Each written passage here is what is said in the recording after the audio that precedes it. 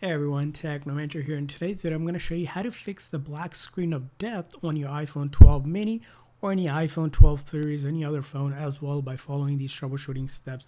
When it comes to the black screen, it's going to be most likely the charging thing. First thing you need to address to make sure the phone is actually charging. So make sure the charger cable that you're using is actually working and it's not damaged or broken. Sometimes the cable or the block can become defective, so try a different charger.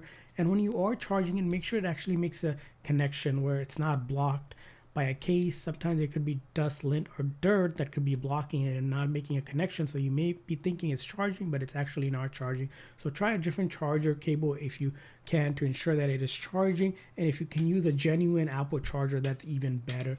Now, the iPhone 12 mini also does have wireless charging. So if you have a wireless charger pad, just let it charge wirelessly in case the charge port isn't damaged, where you can use the wireless charging to charge your phone. You want to make sure you charge at least half hour, and then you want to try this next step, which I'm going to show you. You're going to quickly press and release volume up, followed by volume down, and then hold down this side button until the screen shows the Apple logo. So what I do is quickly press and release volume up, volume down, then I hold down this side button, and I'm going to wait until I can see Apple logo and I let go. Again, very important that you do it very quickly. Press and release volume up, followed by volume down, and then hold down this side button until you see the Apple logo. This method is safe. It will not delete any of your data.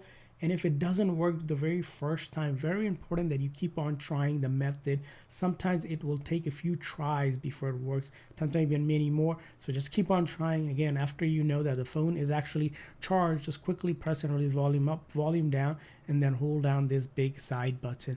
And again, this will not delete any of your data, and it will go ahead and fix it. And I hope this video was helpful, so please consider a like and subscribe button for more tips and tricks, and thanks for watching.